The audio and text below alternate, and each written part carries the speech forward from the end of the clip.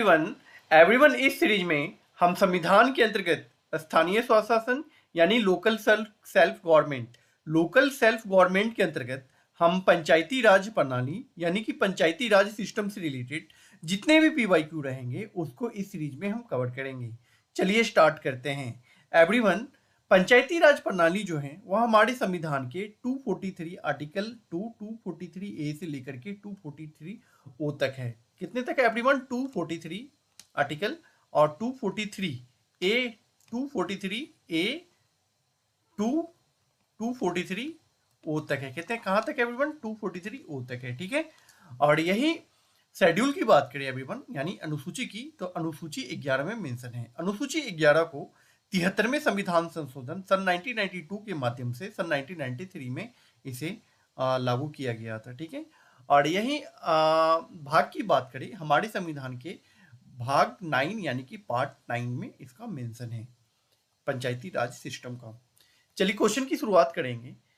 Everyone, हम आपको यह बता दें कि जैसा कि अभी हमने आपको बताया है कि 73वें संविधान संशोधन के माध्यम से सन 1992 में जो हुआ था, ठीक है, उसे लागू सन 1993 में किया गया जो कि पंचायती राज प्रणाली था। ठीक है, और 74वें संविधान संशोधन भी हुआ था एवरीवन, यह बात याद रखेंगे। 74वें संविधान संशोधन के माध्यम से नगर पालिका को जोड़ा गया था, और यही जो 74वें संविधान संशोधन था एवरीवन, वह भी 1993 में ही लागू हुआ था जो कि 1 जून 1993 को हुआ था।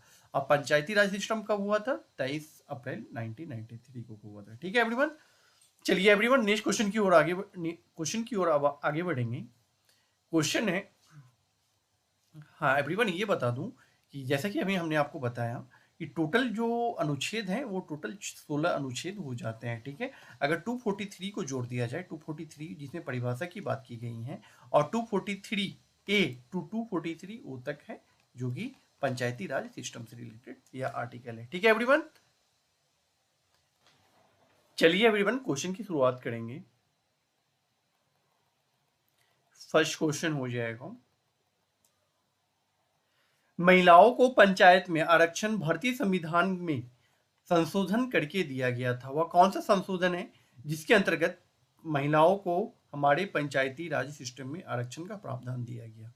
70वां संविधान संशोधन सन 1992, 73वां संविधान संशोधन या 1992, 74 संविधान संशोधन 1992 या 77 संविधान संशोधन सन 1994? क्या होगा इसका राइट आंसर एवरीवन?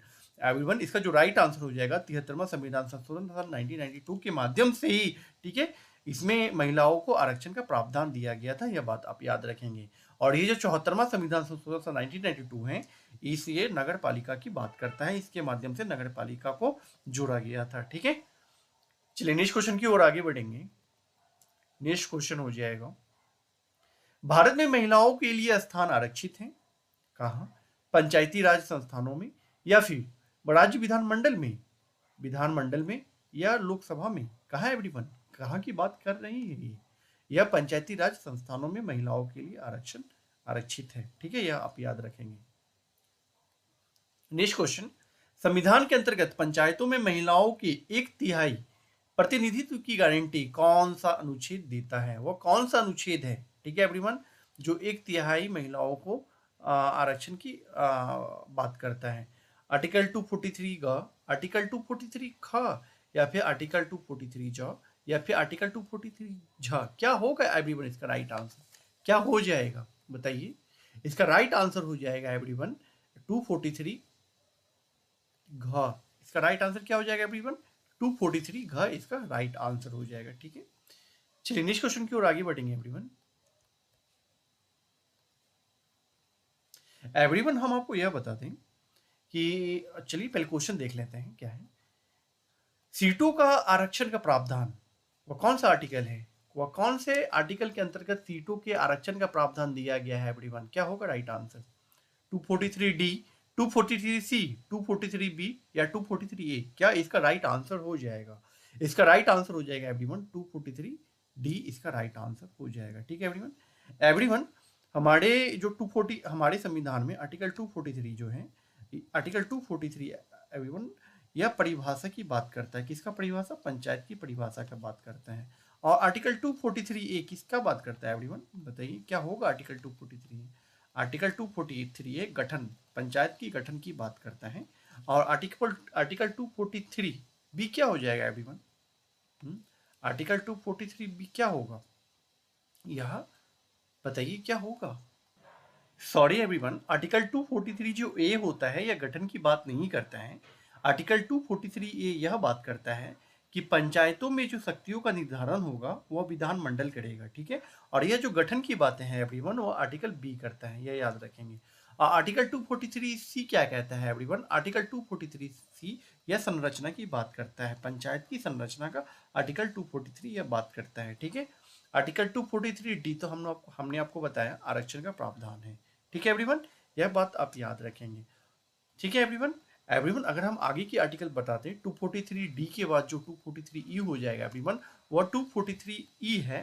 243 ई जो आर्टिकल है एवरीवन, वह आर्टिकल है कार्यकाल से रिलेटेड, पंचायतों की जो सदस्य का पंचायतों का जो कार्यकाल होता है उससे रिलेटेड यह बात करता है। और 243 ई के बाद एफ होता है एवरीवन, 243 एफ जो बात करता है एवरीवन वह योग्यता, पंचायतों के सदस्यों की योग्यता की बात करता है, ठीक है। और आर्टिकल 243 जी किसका बात करता है एवरीवन? आर्टिकल 243 जो जी है वह पंचायतों की शक्तियों का बात करता है, पंचायतों की जो शक्तियां हैं यह उसकी बात करता है। आर्टिकल 243 जी के बाद एच होता है, आर्टिकल 243 जी के बाद एच होता है, तो एच किसकी बात करता है एवरीवन? याद रखेंगे H I J, H I जे जो है एवरीवन वह वित्तीय से रिलेटेड है, वित्तीय से रिलेटेड की बात करता है एच आई जे, ठीक है। और यह एच जो है वो पंचायत में टोटल 29 विषय हैं, या 29 विषय के ऊपर जो टैक्स है उस टैक्स की बातें यह आर्टिकल 243 एच में की गई हैं, ठीक है।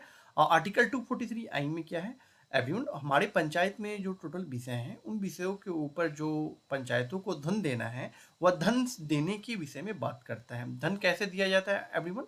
आर्टिकल 243 आई के अंतर्गत क्या होता है कि राज्य के राज्यपाल एक वित्त आयोग की गठन करते हैं, ठीक है। अब वह वित्त आयोग की कार्यकाल 5 साल का होता है।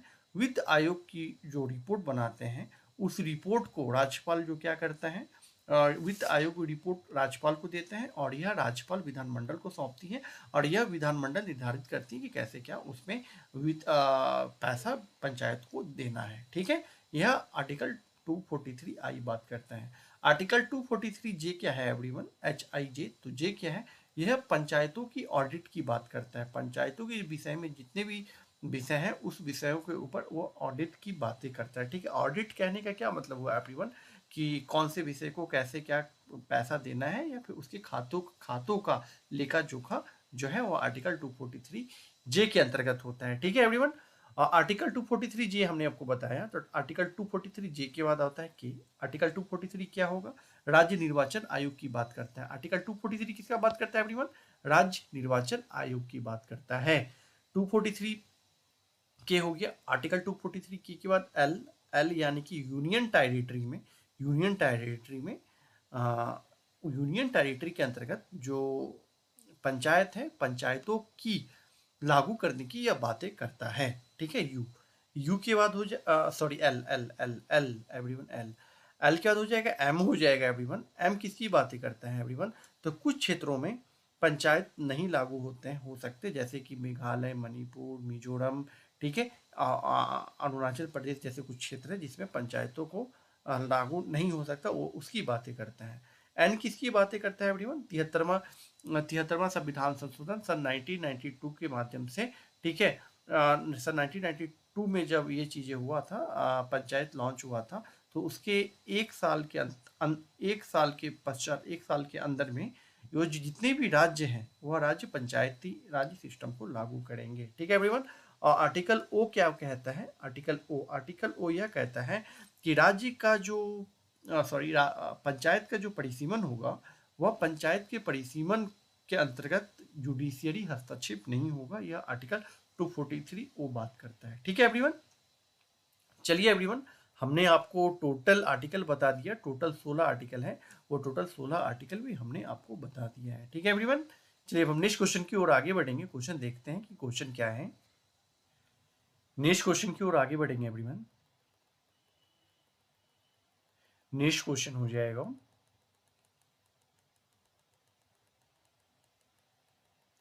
नेक्स्ट क्वेश्चन है,